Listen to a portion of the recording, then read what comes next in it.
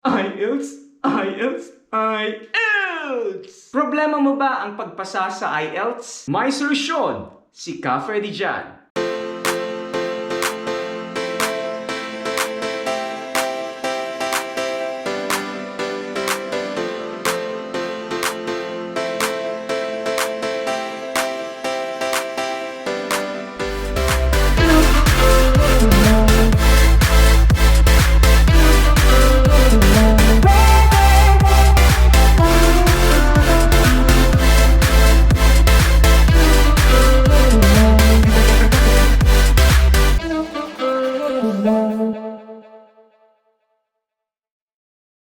Hello mga ka-FREDsterz and welcome back to my YouTube channel. It's another day, it's another journey with your teacher, ka-Freddy, at your service. For this episode mga ka-FREDsterz, pag-uusapan natin ang IELTS journey ko. I want to share ang hindi ko makakalimutang experience when I took my IELTS exam back 2008. Kaya naman samahan niyo akong balikan ang mga masasaklap na nangyayari noong nag-IELTS ako. We are going to look at what went wrong at ano yung mga natutunan ko na pwede kong ibahagi sa inyo. Mga ka-FREDsterz, please make sure to watch hanggang dulo because I am going to give you some tips para makapasa ng IELTS. Before we start, please make sure mga ka-FREDsterz to subscribe, like, share, and hit the notification bell para updated kayo sa lahat ng mga journeys ko. Ano nga ba ang IELTS? IELTS stands for International English Language Test System. So IELTS is recognized as an international standard for English language proficiency tests. Mga ka-FREDsterz, there are other English language testing system across the globe. Meron diyang TOEFL or Test of English as a Foreign Language and OET o yung tinatawag na Occupational English Tests. However, OET is an English proficiency test for healthcare professionals like nurses and other medical practitioners. So ang IELTS and TOEFL, mga ka-FREDsterz, are widely used if you consider studying for higher education. And also, if you want to work or migrate to countries where English is used as a language of communication. Bakit nga ba IELTS ang kinonsider ko rather than taking TOEFL or OET? Mga ka-FREDsterz, kung hindi nyo pa napapanood yung video na ginawa ko where I discuss kung paano ako nakapunta sa United Kingdom, please hit the... I discussed dun sa episode na yun mga ka-FREDsterz, if you want to work or live here in the United Kingdom, kailangan mong mag-take ng English Proficiency Test. And UK recognizes and accepts IELTS as an evidence of your English language proficiency. So, alam nyo na mga ka-FREDsterz, if you are considering UK gaya ko, you need to take IELTS. And of course, maliban sa UK, IELTS is also considered if you want to study, work, and migrate to countries such as Australia, Canada, and New Zealand. I will include the IELTS website in the description box below for more information. Ano nga bang IELTS exam ang tinake ko? There are two types of assessment mga ka-FREDsterz. One is called general training and the other one is academic tests. I sat the general training assessment because it is suitable for individuals who are applying for work or migration. General training assessment is like functional skills or life skill test or assessment.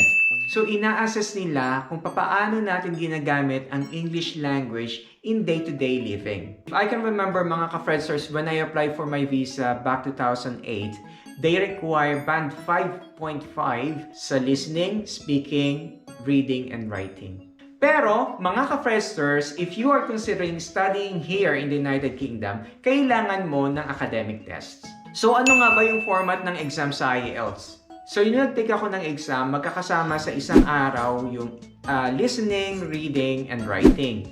Whereas yung speaking, naka-separate siya na araw. So, mga ka-FREDsterz, ngayong may idea na kayo kung ano ang IELTS, bakit hindi naman natin balikan kung ano talaga nangyayari sa akin nung nag-take ako ng exam.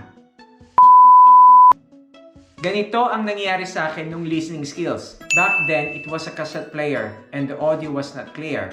There was an audio test before the actual exam where the IELTS examiner asked the candidates if we can hear the audio clearly. At syempre mga ka-FREDsterz, akala ko dinig na dinig ko lahat ng mga sinasabi dun sa cassette. Eh, hindi pala. At eto pa mga ka-FREDsterz, because IELTS is jointly owned by British Council, IDP IELTS Australia, and Cambridge English Assessment, eh hindi mo alam if the narrative recordings by a native English speaker were from Australia, New Zealand, or UK. And the most difficult dun sa listening skills is yung marinig mo yung accent nila. Kasi iba-iba yung accent nila. So that time mga ka-FREDsterz, nag-focus lang talaga ako sa British accent. I didn't realize na yung extract na gagamitin nila sa exam was actually from an Australian native English speaker. Ayun, nagugulang naman ang tenga ko kakaintindi dun sa accent nila. So anong moral lesson dun mga ka-FREDsterz? Una, have time to practice listening to different native English speakers. So try mong manood ng mga movies or even watch a short video here in YouTube. Second, if you need a special arrangement, make sure to inform the British Council before your exam. Hindi naman masamang magtanong mga ka-FREDsterz, kaya go for it. At pangatlo, during the exam mga ka-FREDsterz, try to clear your mind and focus dun sa recording. Listen carefully, then write down some keywords. Ito naman ang nangyari nung reading assessment.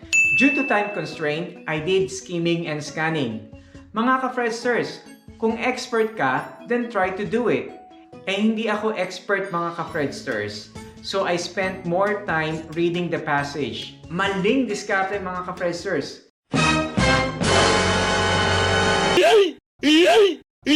Sa mga estudyante ko ngayon, I always advise them to read the question first, then read the passage and underline the keywords. Pero syempre, iba-iba naman tayo ng paraan para matuto. So better find a comfortable way in answering the questions. And of course, ito naman ang nangyari sa akin nung writing assessment. Legible writing is very important. Mga ka-FREDsterz, kailangan nababasa ng assessor or examiner yung handwriting mo. Try not to use simple sentences. Remember, you need to demonstrate your language skills. So anong natutunan ko sa writing assessment? Una, handwriting. So kailangan ayusin niyo yung handwriting ninyo. Yung naiintindihan talaga. Pangalawa, syempre, English is not our native tongue. So ano ang kailangan mong gawin? Try to use connective words. For example, in addition, however, further. So, meron ako dito mga samples ng mga connective words, mga ka-FREDsterz, na pwede kong i-share sa inyo. So, ilalagay ko ito sa last part ng video ko. At syempre, ang experience ko sa speaking assessment. Ang advice ko sa inyo, mga ka-FREDsterz, sa speaking assessment, just express yourself. Parang Miss Universe lang. Try to avoid or dead air. But, don't overdo it. Ayan yung nangyari sa akin. So, na-experience ko mga ka-FREDsterz yung mental block. Ibig sabihin, nagtanong sa akin yung examiner at wala, blanco, wala akong masagot. So, ano yung magandang gawin para ma-overcome mo yung mental block? Ang advice ko sa inyo is try to elaborate yung question. Kung hindi nyo naiintindihan yung question, elaborate ninyo. Ibalik ninyo yung tanong dun sa examiner. For example, mga ka-FREDsterz, merong parts sa speaking assessment na tatanungin ka about your hometown or yung village. Kung ang sagot mo dun sa question na yon is nakatira ka sa Makati, try mong i-elaborate. Hindi lang yung nakatira ko sa Makati, but try to elaborate it.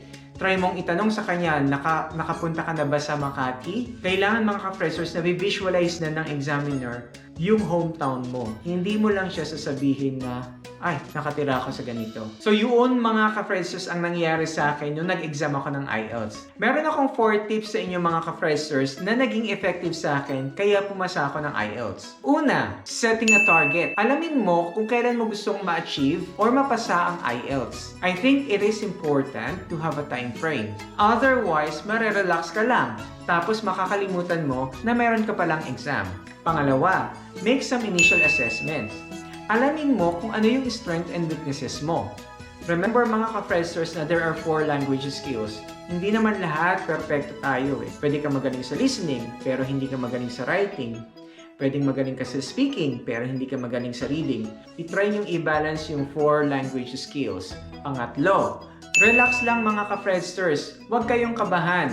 Just make sure na physically and mentally okay kayo at ready kayo. Pang-apat, choosing between a paper-based or a computer-based assessment. Para sa akin mga ka-FREDsterz, kung uulitin ko yung exam ko, I would rather choose a computer-based. Bakit? Una, ang handwriting ko is parang kinayod ng manok. So at least kung computer, itatype mo na lang siya. Pangalawa, listening assessment. Ang kinaganda ng computer-based is meron na kayong sariling headset. Unlike before, na nasa isang hall kami, tapos may cassette player. So hindi mo talaga maririnig lahat. So, mga ka-FREDsterz, maraming salamat for watching this video at sana may natutunan kayo. At sa mga ka-FREDsterz natin dyan na magte-take ng IELTS exam, good luck sa inyo, stay positive, and relax lang. Once again, mga ka-FREDsterz, kung nag-enjoy kayo sa video na ito, please make sure to subscribe, like, share, and hit the notification bell para updated kayo sa lahat ng mga journeys ko. Once again, my name is Freddy, your teacher at your service.